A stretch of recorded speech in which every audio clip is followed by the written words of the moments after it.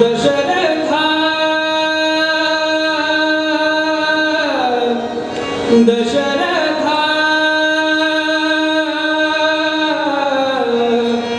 दशरथा हे पायसदा पायसदा दशरथा दशरथा दशरथा हे पायसदा पायसदा तुझ्या यदिनी प्रगट झालो तुझ्या यदिनी प्रगट झालो आवाजा सम्मान दशरथा दशरथा दशरथा पायसदा पायसदा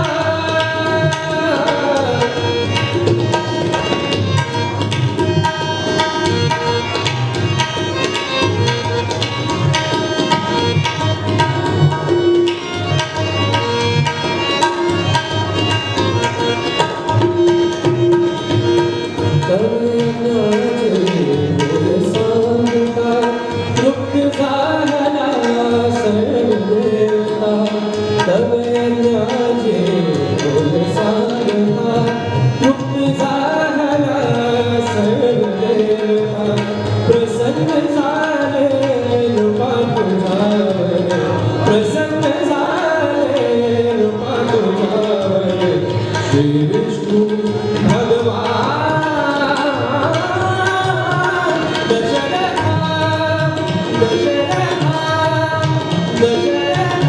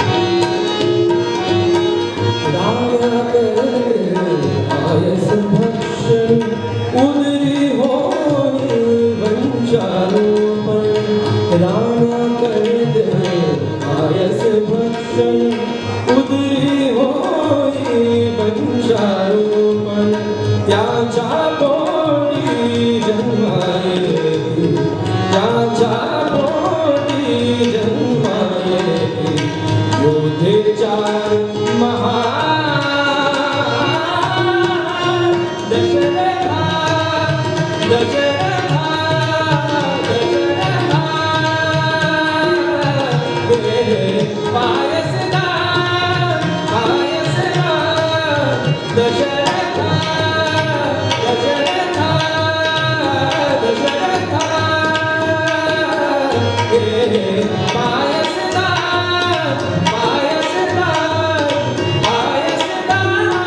पायसदा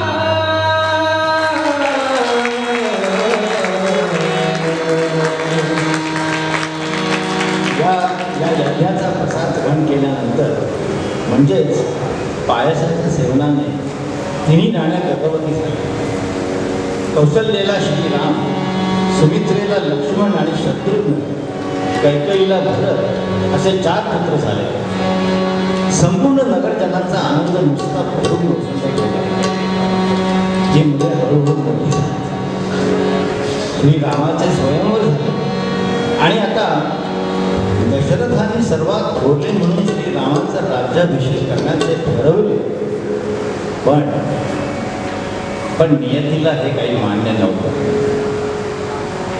भरत शत्रुघ्न आजोळी गेले असताना दशरथ रामाला अभिषेक करतो आहे, त्याचा राज्याभिषेक करतो आहे.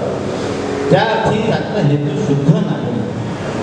मंथरा नावाच्या एका दुष्ट कुबड्या दासीने कैकेयीचा बुद्धिभेद केला आणि रामाला वनवासाला पाठवावे आणि भरताला सिंहासन द्यावे ही मागणी कैकेयीने दशरथाला एका जुन्या वचनाची आठवण करून केली. दशरथ या वचनाला मान्य केले म्हणून त्यांना ही मागणी पुरवावी लागली. श्रीराम, लक्ष्मण आणि सीता वनवासाला गेले. सुमंताने श्रीरामाचा निरोप घेतला आणि तो पुन्हा अयोध्येस परतला.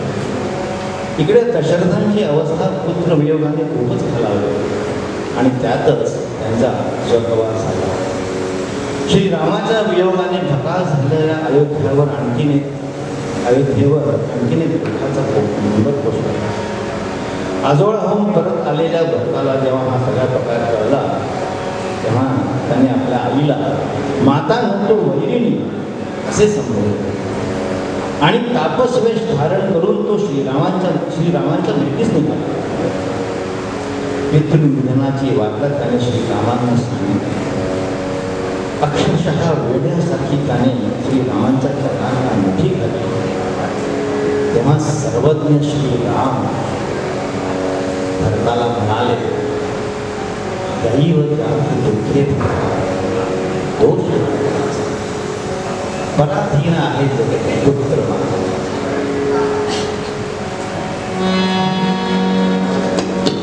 दैव जाते दुखे बरता, दैव जाते दुखे बरता, दोष न कुणाचा पराधीन आहे जगती पुत्र मानवाचा,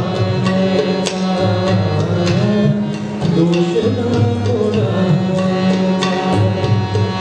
पराधीन आहे जगती पुत्र मानवाचा,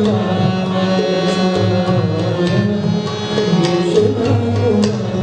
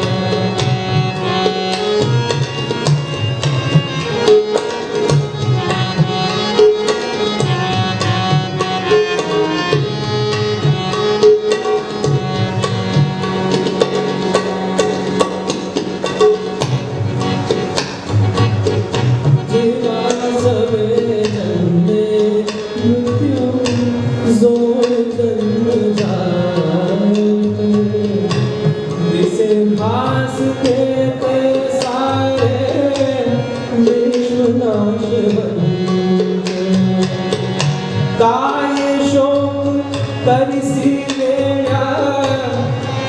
मी सापडा